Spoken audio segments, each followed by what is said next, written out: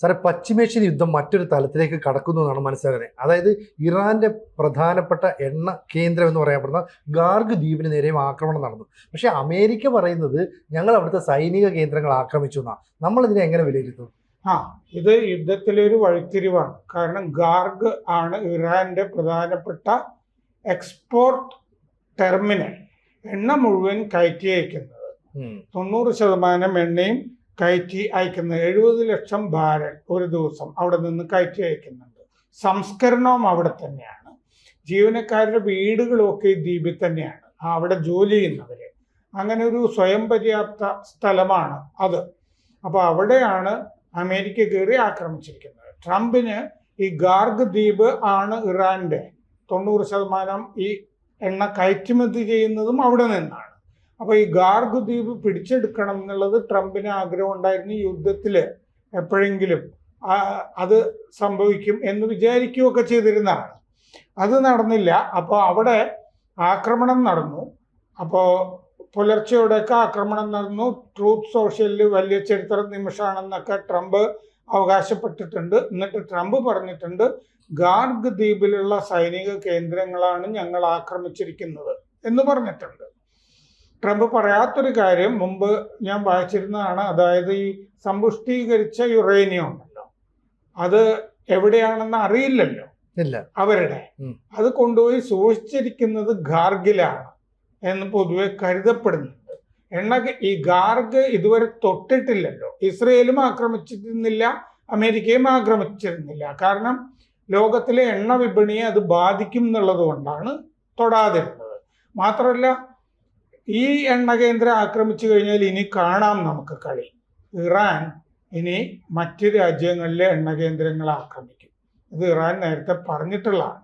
അപ്പൊ അങ്ങനെ പേടിച്ചിട്ടാണ് ഇത് തൊടാതിരുന്നത്. ഇപ്പൊ ഗാർഗ് ആക്രമിച്ചത് വലിയ ഒരു സംഘർഷ സാധ്യത തുറക്കുകയാണ്.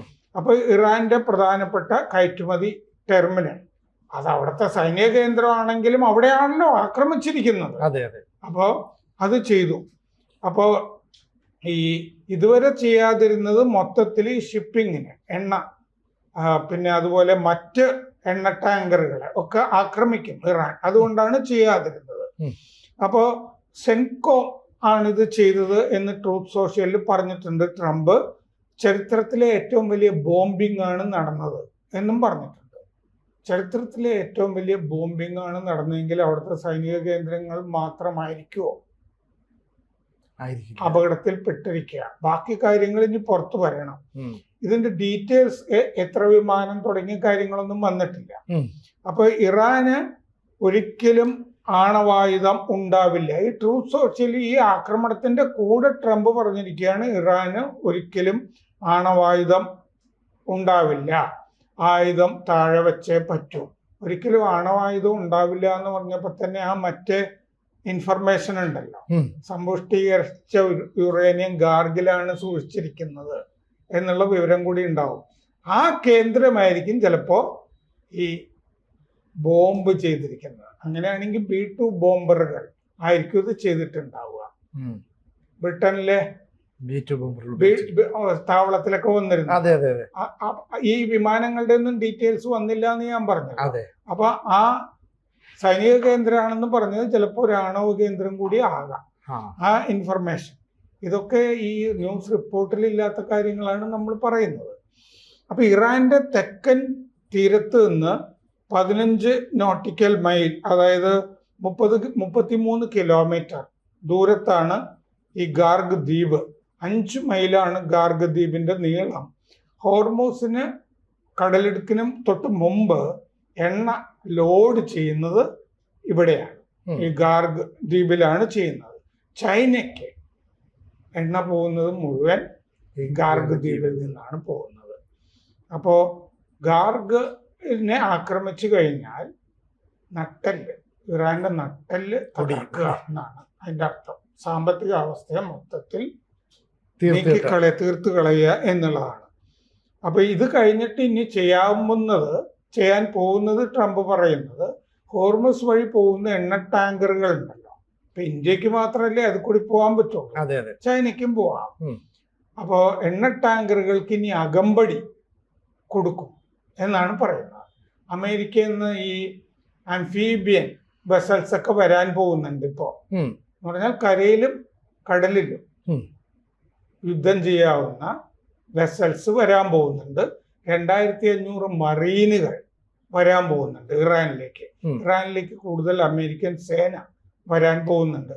അപ്പൊ ഈ എസ്കോർട്ട് കൊടുക്കാനുള്ള യുദ്ധക്കപ്പലുകളും ഒക്കെ വരും എന്നാണ് പറയുന്നത്. അതാണ് അടുത്ത ഘട്ടം, എസ്കോർട്ട്. അപ്പോ ഈ amphibious assault ship USS Tripoli LHA-77 USS Tripoli എന്ന് പറഞ്ഞ അംഫീബിയസ് അസോൾട്ട് ഷിപ്പ് വരാൻ പോകുന്നുണ്ട്. 3 ആഴ്ച എടുക്കും പുറപ്പെട്ടു കഴിഞ്ഞാൽ. ഇപ്പൊ ജപ്പാനിലുണ്ടത് ഈ അംഫീബിയസ് അസോൾട്ട് ഷിപ്പ്. അത് എന്ന് പറഞ്ഞാൽ കരയിലും കടലിൽ നിന്ന് നേരെ കരയിലേക്ക് വരാം. പക്ഷെ കടലിലേക്ക് പോയാൽ അതൊരു കപ്പലും അതാണ് അംഫീബിയസ്, ഉഭയ സൗകര്യമുള്ളത്. 2500 മറീനുകളും വരാൻ പോകുന്നുണ്ട്. ഈ 33 കിലോമീറ്റർ ആണ് മെയിൻലാൻഡിൽ നിന്ന് പറഞ്ഞല്ലോ ഈ ഗാർഗ് ദ്വീപിലേക്ക്. 33 കിലോമീറ്റർ കരയിൽ നിന്ന് ഉണ്ട് ഈ ദ്വീപിലേക്ക്.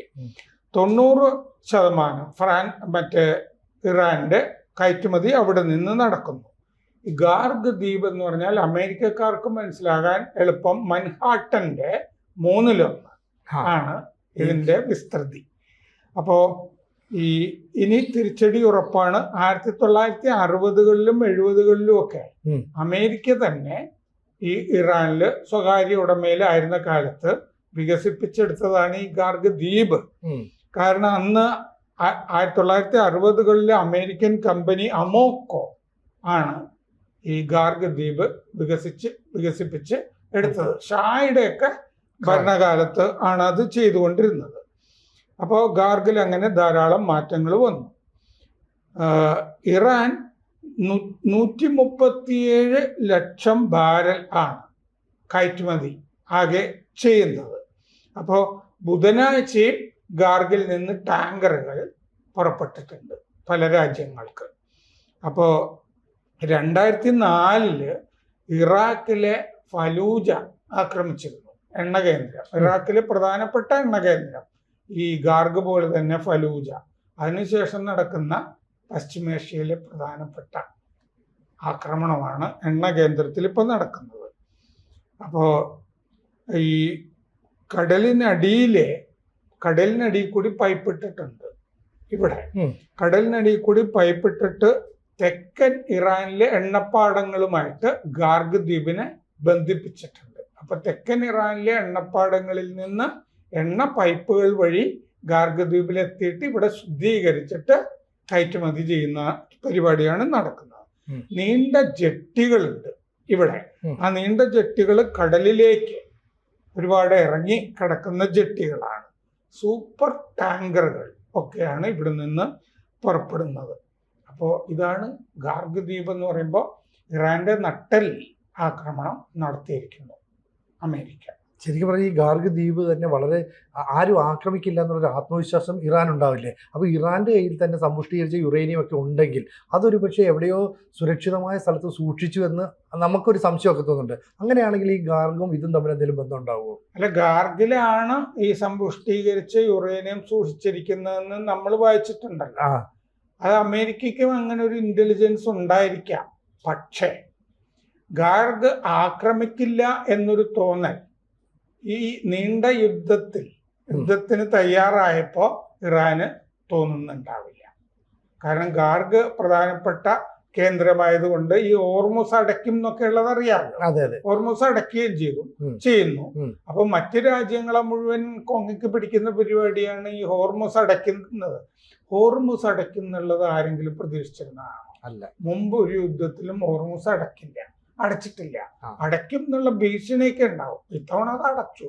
അപ്പോ എന്നാ പിന്നെ ഇറാന്റെ കൊങ്ങയ്ക്കും പിടിക്കാം എന്ന് വിചാരിച്ചിട്ടാണ് ഈ ഗാർഗ് ആക്രമിച്ചിരിക്കുന്നത്.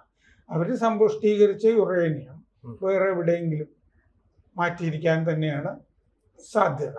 പുതിയ കേന്ദ്രം ഒക്കെ ഉണ്ടല്ലോ അവിടെ. പുതിയ കേന്ദ്രവും ആണവ കേന്ദ്രവും ആക്രമിച്ചു എന്നൊക്കെ പറയുന്നുണ്ട്.